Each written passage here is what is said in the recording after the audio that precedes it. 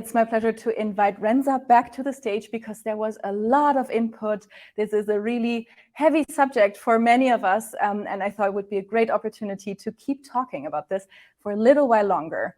Renza, how do you feel having heard all of these stories? Oh, look, it's never easy talking about diabetes-related complications, right? I think that we can all agree on that, and I think we need to think about why that might be. I know when I consider that in my context of somebody living with diabetes, it's because I can still remember the words that the very first endocrinologist spoke to me when I was diagnosed 25 years ago, and they were terrifying. They still scare me today. You know, and I think that those scare tactics that so many of us have faced have shaped how we feel about complications. So, you know, there's a big part of me that really would like to crawl under a big rock and never ever think about them. But equally, I know I'll that join you. there is Part of me will join you. join me. Yes.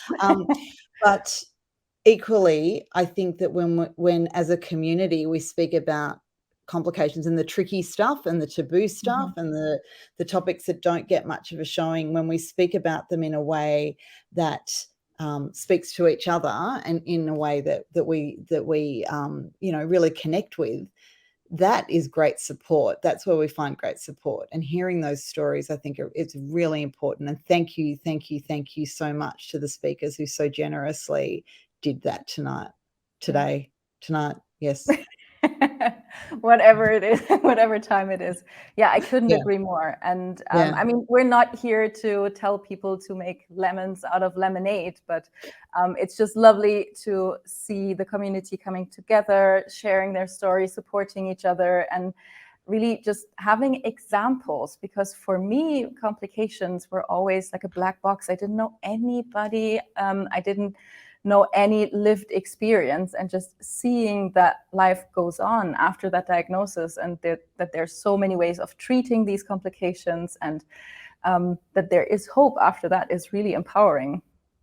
Totally agree. And, you know, I've spoken about this and written about this a lot in the past, is that the way that complications have been spoken about is it's like an endpoint. Right? Yeah. So it's like, if you don't look after yourself and you're a bad diabetic and you're non-compliant and all of those lovely words that get thrown at us, you will get, and then you insert the scary complication with the scary photos. But that's it. Like, there's no conversation beyond that. But there are people living long lives with diabetes related complications, and they're the stories that we need to hear about, you know. And, you know, the idea of, if you are diagnosed with a complication, you're told you didn't look after yourself, you could have done better. Well, what is the point of looking back at that point in time? I want to know what the next thing is how do I, you know, what do I need to do to manage this? How do I live well, or just live? You know, what does that look like? And we need to hear from other people and see other people, and speaking about it in these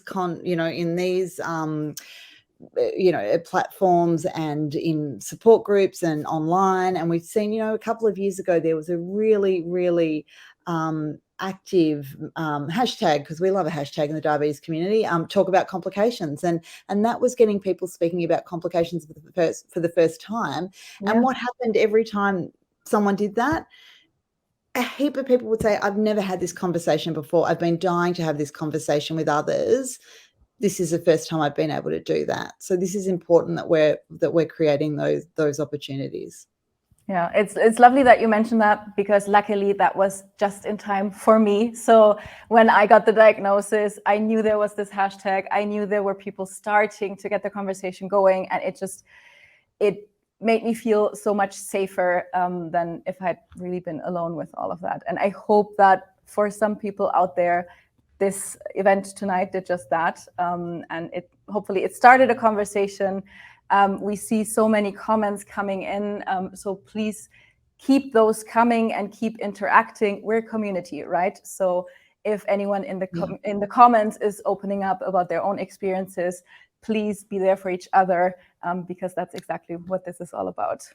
Absolutely. And do go and search the hashtag talk about complications, because there is a lot on there. And again, it's people sharing their stories and opening up and being quite vulnerable and having really useful dialogues and supportive dialogues. So there is a lot out there as well.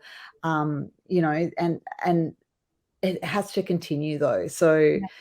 you know, amazing work, Steffi, you know, pulling this together tonight, to you and the dedoc team, you know, choosing speakers who, you know, have been able to share those stories so beautifully and eloquently. And I mean, just have a look at the conversation, have a look at the conversation in the chat. It's people want to hear about this, but they want to hear about it in a way that's not threatening and scary and with finger pointing.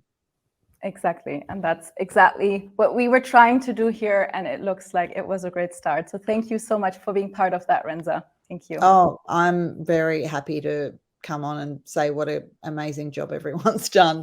Amazing, all of you, all of you. Right back at you. Thank you so much for staying up in the middle of the night just for us. Thank you. All good. Thank you very much.